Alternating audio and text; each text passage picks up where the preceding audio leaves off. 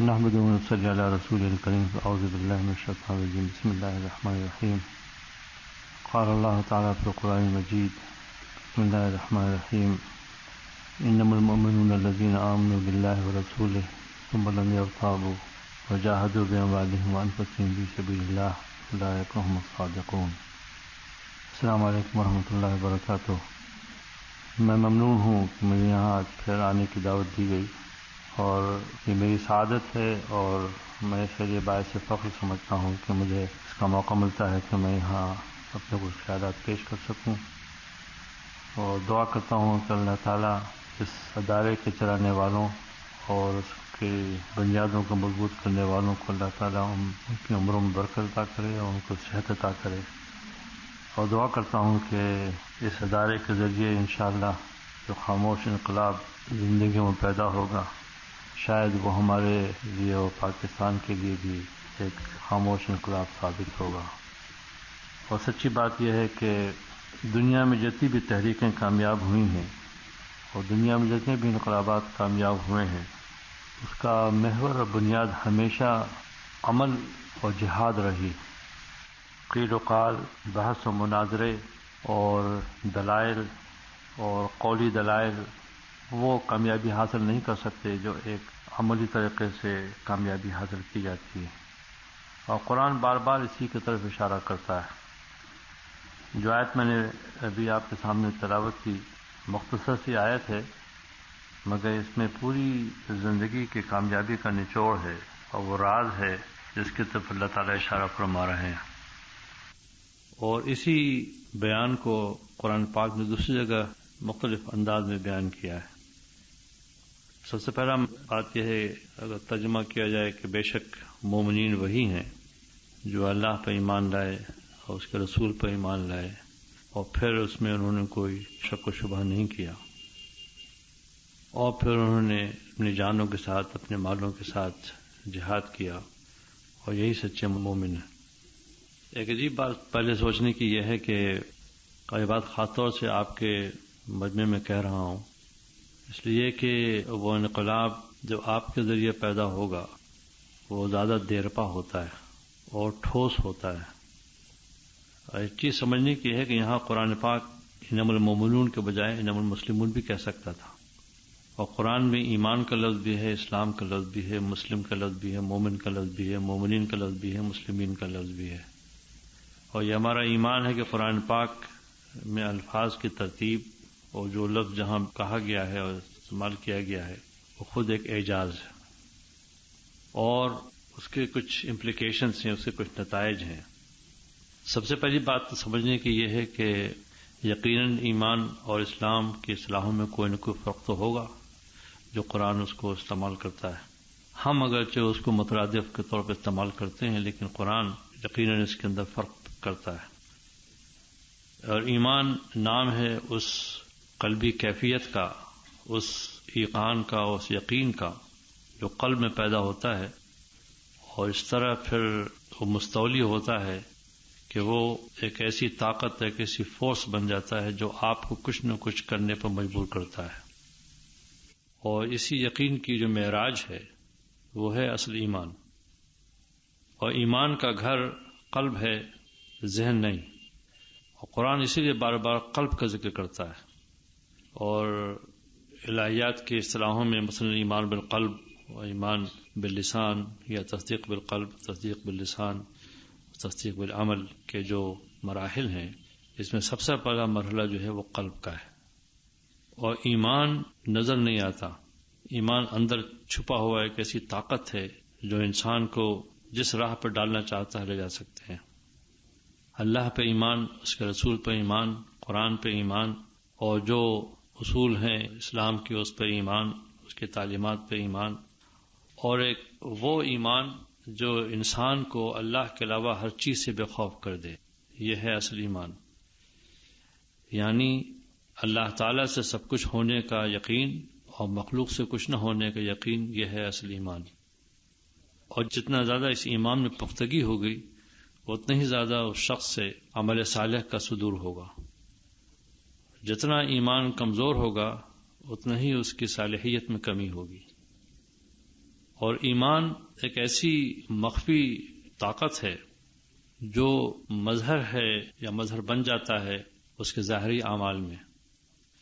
تو اسلام کے معنی ہے سپردگی کے، تو ظاہری اعمال میں جو سپردگی ہے وہ ہے اسلام. تو ایمان ریفلیکٹ کرتا ہے آپ کے ظاہری اعمال میں. ایک چھوٹی سی مثال دیجئے، مثلا آج کل الحمدللہ رمضان کا مہینہ ہے اور آپ لوگ قابل مبارکباد ہیں کہ جنہوں نے زندگی میں رمضان پایا.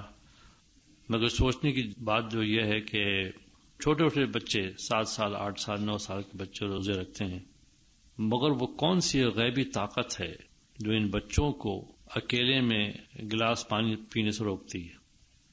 یا ہم کو اور آپ کو جو ایڈلٹس ہیں، جو بڑے ہیں، بالغ ہیں، وہ کون سی غیبی طاقت ہے جو آپ سے روزہ رکھواتی ہے، نماز پڑھواتی ہے، حج کرواتی ہے، قرآن پڑھواتی ہے، شب قدر میں آپ عبادتیں کرتے ہیں؟ وہ کون سی ایسی طاقت ہے جو آپ کے ہاتھوں کو روکتی ہے؟ وہ جو غیبی طاقت ہے جس کا نام ایمان ہے اور اللہ تعالیٰ کی حضوری ہے، یہ انسان کو رمضان میں خود بخود حاصل ہو جاتی ہے. اللہ تعالیٰ نے رمضان کے مہینے میں ایک ایسی کیفیت رکھی ہے کہ خود بخود تقوی کی وہ پہلی منزل حاصل ہو جاتی ہے کہ جو ہر مومن کو تقریباً 24 گھنٹے کا ایک عالم ایسا گزرتا ہے جو کسی وقت بھی اللہ تعالیٰ کے کم از کم خیال سے غافل نہیں رہتا. افطار کیا آپ نے، افطار کے فوراً بعد پھر تراویح کا ہوا، تراویح کے بعد آپ سو گئے، پھر سحری ہوئی، پھر روزہ رکھا آپ نے. تو ایک 24 گھنٹے کا جو سائیکل ہے جس میں ایک قسم کا جو حضوری اللہ تعالیٰ کی حاصل ہے، اور اس حضوری کے بنا پر آپ سے وہ کام سرزد نہیں ہوتے جو عام شکلوں میں ہو جانے چاہیے. تو وہ کون سی طاقت ہے جو اس کو روکتی ہے؟ تو یہ تو بہت ہی کمزور ایمان کی دلیل ہے کہ اتنی کمزور ایمان پر ہم یہ کچھ کر گزرتے ہیں. یہ ایمان کی طاقت اگر اس منزل پہ ہو جس منزل پر اللہ تعالیٰ چاہتے ہیں تو پھر آپ معجزے پیدا کرتے ہیں. ہمارے اسلاف، ہمارے آباء و اجداد اسی ایمان کے حامل تھے. ایک اور مثال دوں، ایک تو ہے ایمان کی نقل اور ایک ہے ایمان کی حقیقت. ایمان اور حقیقت ایمان دو الگ الگ چیزیں ہیں. ایمان کی نقل پیدا کرنا، اس وقت ہمارا جو ایمان ہے وہ ایک قسم کی ایک ایسی کمزور شکل ہے جو وہ نتائج مرتب نہیں کرتا جو حقیقت ایمان مرتب کرتی ہے. اقبال نے کہا تھا نا کہ آج بھی ہو جو ابراہیم کا ایما پیدا، آگ کر سکتی ہے انداز گلستاں پیدا. کہ جب حضرت ابراہیم علیہ السلام کو آگ میں پھینکا گیا اور وہ کود پڑا آتش نمرود میں عشق، عقل ہے محو تماشائے لب بام ابھی.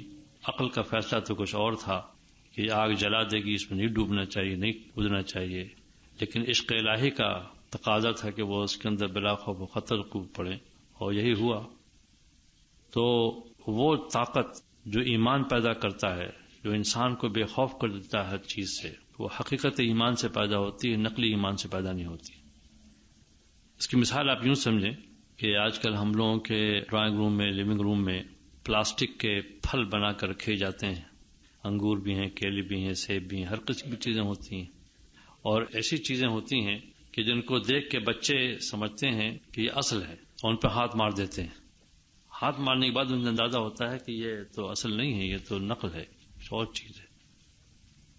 ایک اور اچھی مثال ہمارے مولانا ابو الحسن علی ندوی صاحب نے دی، بڑی اچھی مثال دی انہوں نے.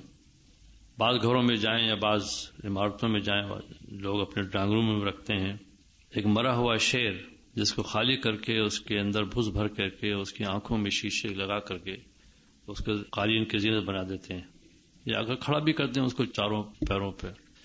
تو ایک 5 سال کا بچہ، 7 سال کا بچہ، 8 سال کا بچہ بھی آ کر کے اگر اس کو انگلی سے دھکا دے تو وہ شیر گر جائے گا، اور اس کو کوئی اس میں باک نہیں ہوتا، کوئی خوف نہیں آتا اس کو چھوتے ہوئے پکڑتے ہوئے. وہ ایک قدر شیر کی شکل تو ہے مگر اس مردگی کے عالم میں ہے کہ جس کو جس طرف چاہے اس کو پھینک دیا جائے. لیکن اگر اصل شیر سامنے آ جائے تو بڑے سے بڑے بھاگ جائیں گے، پھر تو کوئی سامنا نہیں کرنے کو تیار نہیں ہے. وہ شیر تو ہے مگر وہ شیر کی نقل ہے، شیر کی اصل نہیں. تو نقل اور اصل میں جو فرق ہونا چاہیے وہ ہے. اس وقت حدیثوں میں آتا ہے مثلا یہ کہ صحابہ آپ نے فرمایا کہ ایک زمانہ آئے گا ایسا کہ جب مسلمان کو اپنی کوئی طاقت نہیں ہوگی، کمزوری کا عالم ہوگا، صحابہ نے پوچھا کیا ہماری تعداد اس وقت کم ہوگی؟ آپ نے فرمایا ایسا نہیں، کم نہیں ہوگی، مگر ان کی طاقت کا عالم یہ ہوگا کہ جیسے سمندر میں جھاگ ہوتا ہے کہ سمندر کی لہروں پہ جدھر چاہا جس نے چاہا پھیر دیا چلا گیا. آپ دنیا کے نقشے پر اگر نظر ڈالیں، خود پاکستان کے نقشے پر نظر ڈالیں، ماشاءاللہ مسلم میجارٹی کا ملک ہے، آپ کی اس ایمان، آپ کے اس اسلامیت کا کیا اثر مرتب ہوتا ہے. 1 جنوری کو 30 دسمبر کی رات کو کراچی کے شہروں پہ جو ہوا وہ میں نے بھی دیکھا. وہ کچھ یہاں ہوا جو شاید باہر کے ملکوں میں اتنا نہ ہو. ذرا سوچنے کی چیز ہے کہ کس چیز کی خوشی تھی، کس چیز کے لیے یہ خوش رنگیاں منائی جا رہی تھیں. یہ وقت تو بہت ہی سیریس سوچنے کا تھا کہ عمر کا 1 سال چلا گیا، قبر سے ہم قریب ہو گئے، زندگی ہر سال جو گزر رہی ہے ہمیں قریب تر کر رہی ہے، ہم نے کیا کھویا اور کیا پایا. یہ سوچنا چاہیے تھا کس چیز پر ہمیں ناز تھا کہ ہم نئے سال کا استقبال کر رہے تھے. مسئلہ پھر وہی ایمان کی کمی کا ہے، ایمان کی کمزوری کا ہے. تو جہاں اللہ فرمایا کہ ثم لم یرتابوا، پھر انہوں نے اس میں شبہ نہیں کیا، مطلب یہ ہے کہ پھر انہوں نے اپنے اس ایمان کے لیے قیمتیں ادا کی. انہوں نے جب حضرت خباب، حضرت خبیب، حضرت بلال، فقیہہ، عمار بن یاسر، جب یہ حضرات لا الہ الا اللہ محمد رسول اللہ کہتے تھے تو اس کی قیمت ان کو ادا کرنی پڑتی تھی، اور آپ کے آبا اور اجداد نے قیمتیں ادا کی اس کی. آج ہم جب لا الہ الا اللہ کہتے ہیں تو اس کی کوئی قیمت ہم نہیں دیتے اور نہ دینے کو تیار ہیں.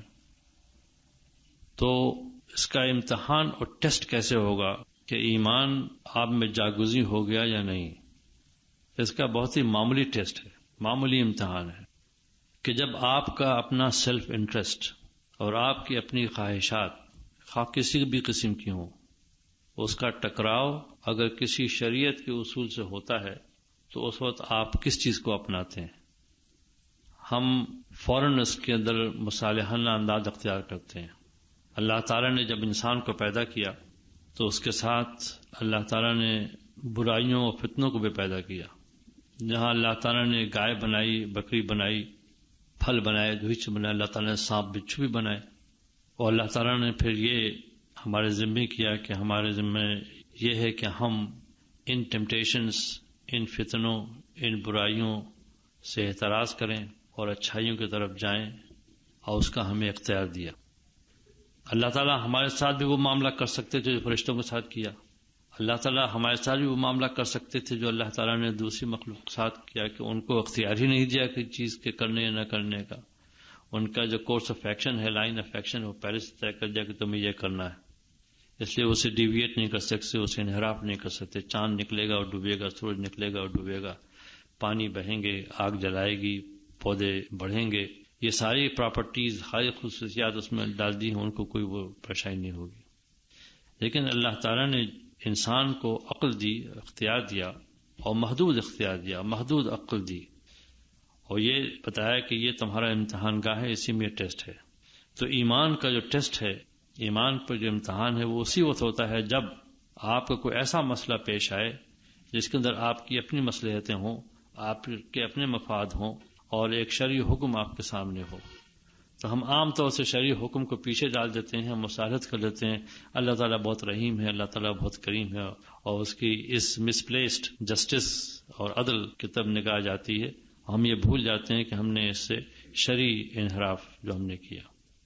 اگر آپ نظر ڈالیں، عام طور سے دیکھیں، آپ اللہ سے بغاوت، رسول سے بغاوت، اسلام سے بغاوت، قرآن سے بغاوت، اس کے احکامات سے بغاوت، کھلے صریح احکامات سے بغاوت، تو ایسے اس ماحول میں کیسے وہ ماحول پیدا ہو جو اسلام پیدا کرنا چاہتا ہے، جو مسلمان پیدا کرنا چاہتے ہیں.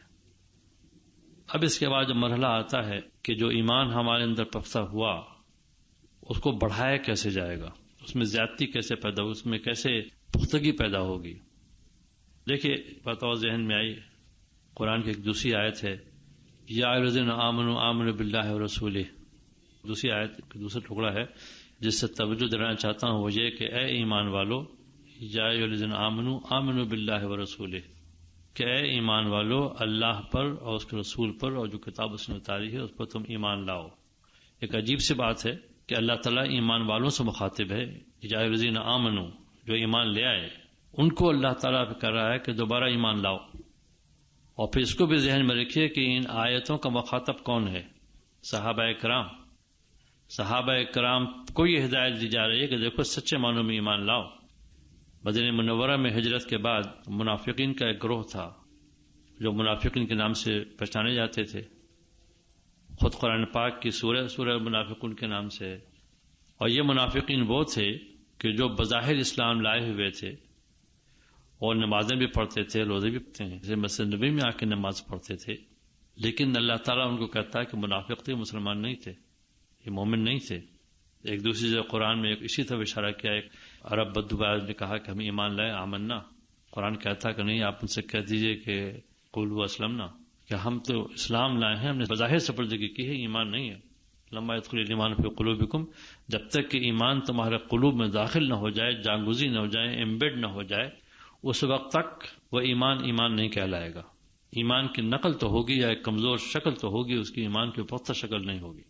دیکھیے اس عمارت کی بنیاد آپ کو نظر نہیں آتی، مگر فاؤنڈیشن ہے اس بلڈنگ کی، اور وہ بنیاد جتنی مضبوط ہوگی اتنی ہی زیادہ اس پر عمارت مضبوط ہوگی. ابھی آپ کے اس ادارے کی جو ہال بنانے والے ہیں، جو بلڈنگ بنانے والی ہے، اس کی جو بنیاد بنائی جائے گی، جب تک بنیاد بنے گی جتنی مضبوط بنیاد ہوگی اسی پر اس کی عمارت تیار ہوگی. وہ بنیاد آپ کو نظر نہیں آتی. بنیاد جو ہے وہ انویزیبل ہے. ایمان بھی اسی طرح انویزیبل ہے، مگر وہ ایک ایسی طاقت ہے جو آپ سے کچھ نہ کچھ کرانے پر مجبور ہے.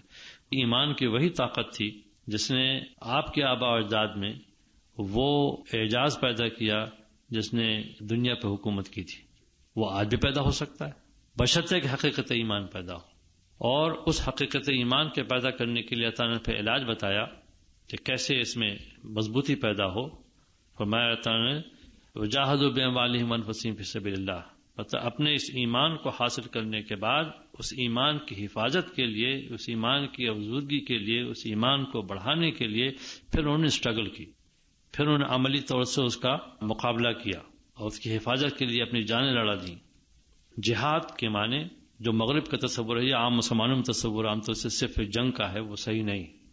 جہاد ایک بہت ہی وسیع لفظ ہے، وسیع اصطلاح ہے. اس کے معنی معمولی سے معمولی کوشش، کمزور سے کمزور کوشش جو اسلام کی راہ میں کی جائے وہ بھی جہاد ہے. اور اس کا آخری جو منزل ہے کہ اگر وقت اس کا آ جائے کہ آپ سے اسلام مطالبہ کرے اپنی جان دینے کا تو وہ بھی آپ پیش کر دیں، تو وہ جہاد کی آخری منزل ہے، سب سے اعلیٰ منزل ہے. لیکن جہاد کی کمزور سے کمزور، کم سے کم اور زیادہ سے زیادہ، اسی دونوں کے درمیان ہماری زندگی ہے. دنیا میں آپ کوئی کام، کوئی مقصد، کوئی نتیجہ بغیر اپنی اسٹرگل کے، بغیر محنت کے حاصل نہیں کر سکتے، بغیر عملی زندگی حاصل نہیں ہو سکتی.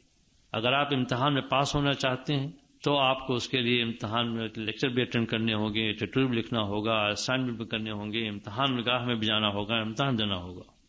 لیکن اگر آپ کو فیل کرنا ہے تو آپ کو کچھ بھی نہیں کرنا، وہ آپ کو خود بخود حاصل ہو جائے گا. تو کسی نہ کسی نتیجے کو حاصل کرنے کے لیے آپ کو کچھ محنت کرنی پڑے گی. اسی طرح ہمارے والد ماجد فرمایا کرتے تھے کہ اسلام نام ہے کچھ کرنے کا، عمل کا.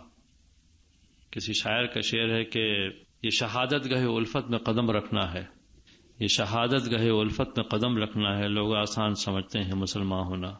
مسلمان ہونے کے لیے اس کی قیمت ادا کرنی پڑے گی. آپ کو منہیات سے روکنا پڑے گا، اپنے دلوں کو روکنا پڑے گا، اپنی فکر کو روکنا پڑے گا، اپنے ذہنوں کو روکنا پڑے گا، اپنے دوستوں احباب سے آپ کو لڑائی کرنی پڑے گی، اپنے معاشرے سے آپ کو لڑائی کرنی پڑے گی، اپنے گھر سے لڑائی کرنی پڑے گی، چوراہوں سے لڑائی کرنی پڑے گی، بازاروں میں لڑائی کرنی پڑے گی. میں آپ سے ایک بات پوچھوں، بہت چھوٹا سا سوال ہے کہ رسول اکرم صلی اللہ علیہ وسلم پر جب وحی نازل ہوئی غار حرا میں، اور جب آپ وحی لے کر نیچے اترے تو کیا آپ کبھی دوبارہ اس غار حرا میں تشریف لے گئے؟ اس وحی کے آنے کے بعد پھر دوبارہ آپ غار حرا میں تشریف نہیں لے گئے. غار حرا کا دور ختم ہو چکا. اب دور جو تھا یا ایھا المدثر قم فانذر، اب جو جنگ تھی وہ غار حرا میں نہیں تھی. اب جنگ سڑکوں پہ تھی، اب جنگ گھروں پہ تھی، اب جنگ بازاروں میں تھی، اب جنگ مدرسوں میں تھی، اب جنگ اسکولوں میں تھی، اب جنگ کالجوں میں تھی، اب جنگ عوام میں چوراہوں پہ تھی، اب جنگ وہاں لڑی جا رہی تھی. اب ہمیں سپاہی وہاں چاہیے تھے، ہمیں سپاہی ہر اس منزل پر چاہیے تھے جہاں ہمارا ٹکراؤ تھا. اور اسلام کے دو دشمن ہیں، ایک تو غیر مسلم جو عام طور سے ہیں سمجھ جاتے ہیں، اور ایک خود مسلمان، وہ مسلمان جو مغرب زدہ ہیں اور جن کے زہروں پر سیکولرزم طاری ہے. ابھی میں نے کسی کا بیان پڑھا یا اخبار میں کسی پارلیمنٹ کے ممبر نے بیان دیا کہ ہم سیکولر ہیں، بے دین نہیں ہیں. نہ معلوم اس کا کیا مطلب ہے، ایک مسلمان کیسے اپنے آپ کو سیکولر کر سکتا ہے. لیکن بہرحال تو اس ایمان کی قیمت ادا کرنے کے لیے اگر آپ تیار ہیں اور آپ ایک جہاد مسلسل کرنے کو تیار ہیں جس سے کہ ایمان کا پریزرویشن ہو، ایمان کا پروٹیکشن ہو، اور پھر اس ایمان کے بڑھانے کے لیے پھر آپ کو عمل صالح کرنا پڑے گا. اور عمل صالح وہ ہوگا جو شریعت کہتی ہے عمل صالح، جو آپ کی عقل کہے وہ عمل صالح نہیں. عمل صالح کا معیار وہ ہے جو شریعت نے مقرر کیا ہے. جھوٹ بولنا برا اس لیے ہے کہ اللہ تعالیٰ کا فرمان ہے کہ جھوٹ بولنا برا، اس لیے نہیں برا ہے کہ دنیا کہتی ہے. تو معیار ہمارا دوسرا ہے، اور اس معیار کو معیار سمجھنے کے لیے آپ قیمت ادا کرنی پڑے گی. ایک معمولی سے معمولی تحریک دنیا میں جو چلتی ہیں جس پہ ہم ہنستے ہیں، آپ یورپ میں جائیں، امریکہ میں جائیں، وہاں کے نوجوانوں کو دیکھیں کن کن شکلوں سے پھرتے ہیں. ان کا ایک ایمان ہے اس کے اوپر، ہمارا یہ ہے. آج کے مغرب کی بد اخلاقیوں میں آ کر نظر کریں آپ، بے حیائی اور بے شرمی کو اگر دیکھیں آپ، وہ ان کا ایمان ہے، وہ اسی میں مبتلا ہے، اس کے لیے قیمت دینے کو تیار ہیں چاہے کچھ بھی ہنسا کرے لوگ. تو اگر کوئی ہم پر ہنستے کہ صاحب یہ 5 وقتہ نماز پڑھتی ہیں، یہ قرآن پڑھتی ہیں، یہ اللہ رسول کی بات مانتی ہیں، یہ تو ملانی ہو گئی ہے، فلاں فلاں فلاں، یہ ساری پھپتیاں ہیں. صحابہ کرام نے، آپ کے اجداد نے اس سے کہیں زیادہ قیمت ادا کی تھی، ہم تو بہت کم قیمت ادا کر رہے ہیں. تو اس ایمان کی حفاظت، اس پختگی کے لیے ضرورت یہ ہے کہ اپنے دل کے خلاف، ٹیمپٹیشن کے خلاف، فتنوں کے خلاف اپنے آپ کو چلانا ہوگا. مجاہد من جاہد نفسہ، کہ صحیح مجاہد وہ ہے جو اپنے نفس کے خلاف جہاد کرے. یہ وقت نہیں ہے میں کہ تفصیل بیان کر سکوں نفس کے بارے میں، لیکن جو بات سمجھنے کی ہے وہ یہ کہ جو ٹیمپٹیشنز ہیں، جو برائیاں ہیں، اور جو ان میں اللہ تعالیٰ نے جو ایک چمک رکھی ہے، تو وہ اس سے اپنے آپ کو بچا کر چلنا، یہی اصل ایمان ہے. اور اس کے بعد اللہ فرماتے ہیں اولئک هم الصادقون، یہی لوگ ایمان میں سچے ہیں. ایک جگہ اللہ تعالیٰ فرماتے ہیں یا ایھا الذین آمنوا اتقوا اللہ کونوا مع الصادقین، نیک لوگوں کی صحبت اختیار کرو. ایمان کی حفاظت کا ایک ذریعہ جو ہے اور سب سے بڑا مستحکم ذریعہ جو ہے وہ نیک لوگوں کی صحبت ہے. یہ کہنا کہ صحبت اور ماحول کا اثر نہیں ہوتا، یہ صحیح نہیں ہے. ایک چور جو ہے چوروں کی صحبت تلاش کرتا ہے، جو ڈرگ ایڈکٹ ہے وہ ڈرگ ایڈکٹ کی صحبت تلاش کرتا ہے. اسی طرح سے اپنے اسلام اور ایمان کی حفاظت کے لیے دین سیکھنا پڑے گا آپ کو. دین کتابوں میں آپ کو یہ تو مل جائے گا کہ نماز کس طرح سے پڑھی جاتی ہے، یہ آپ کو مل جائے گا. روزہ کس طرح سے رکھا جاتا ہے، یہ مل جائے گا. زکوٰۃ کس طرح دی جاتی ہے، یہ آپ کو مل جائے گا. لیکن یہ کہ اس نماز کی حقیقت کیسے آپ کو ملے گی، یہ کتابوں سے نہیں ملے گی. روزے کی حقیقت کس طرح سے ملے گی، یہ آپ کو کتابوں سے نہیں ملے گی. یہ کسی نہ کسی سیکھنا پڑتا ہے. ہر چیز کا ایک استاد ہوتا ہے. جتنی بھی پروفیشنل ڈگریز ہیں آپ جائیں اس میں کتنے سال اس کے لیے عملی طور سے اپنے آپ کو انٹرنشپ کرنا پڑتی ہے، ہاؤس مین شپ کرنا پڑتی ہے، اکاؤنٹنسی لے لیجیے، انجینئرنگ لے لیجیے، ڈاکٹری لے لیجیے، کسی میں لے لیجیے.